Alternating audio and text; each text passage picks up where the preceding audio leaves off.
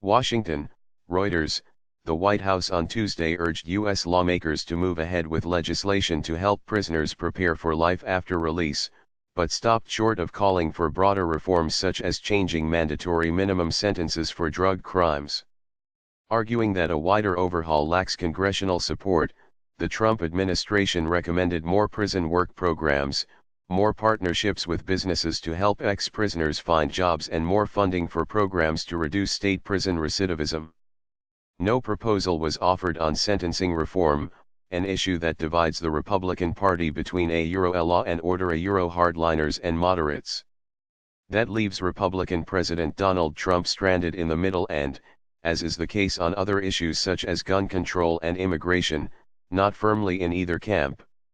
A sentencing reform part still does not have a pathway forward to getting done, a White House official told reporters on a conference call.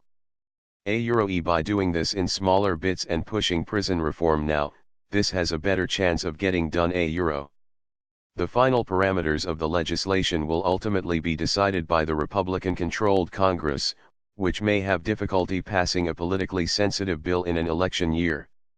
In his State of Union address last month, Trump pledged to help give former prisoners a second chance, but he also consistently talks tough about handling drug dealers. Attorney General Jeff Sessions has balked at any moves to reduce sentences served by convicts. He angered Charles Grassley, the chairman of the powerful U.S. Senate Judiciary Committee, when he wrote a letter earlier this month slamming a bill supported by Grassley that would reform sentencing. Chairman Grassley is focused on passing sound policy, not the path of least resistance, a committee spokesman Taylor Foy said in response to the White House comments on Tuesday. Foy said Grassley trademark's office continues to have productive conversations with the White House on this issue. Some advocates have warned that solely reforming the back end of the justice system is not enough.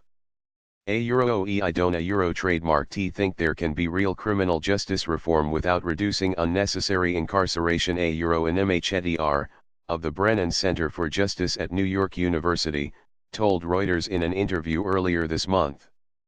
Conservative groups, such as Cook Industries, and many of Trump trademark's evangelical Christian advisors support more expansive reforms, but have said they would back a narrower bill to help prisoners if that has a better chance of passing Congress. The White House arrived at its compromise proposal after almost a year of talks with religious leaders, lawmakers, and advocacy groups on criminal justice, according to Reuters interviews with nearly a dozen outside advisors and advocates. Trump trademark's son-in-law and advisor Jared Kushner led the effort.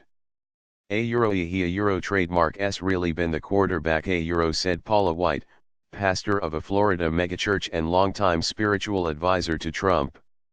At a White House dinner in May for religious leaders, Kushner talked with guests about criminal justice reform. Johnny Moore, a member of a White House Evangelical Advisory Board, was seated at a table with Kushner and wife Ivanka Trump at the dinner. We all started talking about all these other issues we trademark concerned about. And I think to Jared and Ivanka trademark's surprise and to our surprise, we found we all cared a ton about this issue, Moore told Reuters. Evangelicals, who view helping prisoners as a biblical mandate, have pressed the White House for action. Sources familiar with the discussion said the White House is considering administrative proposals to help prisons partner with churches and other nonprofits on job, housing, and mentorship programs long before they are released. The American Conservative Union Foundation, which supports criminal justice reform, said it was cautiously optimistic that Congress would move ahead with legislation to help prisoners. A lot of hard work has gone into this effort, and the White House principles on prison reform are a meaningful step, said David Safavian, Deputy Director for the Foundation trademark's Center for Criminal Justice Reform.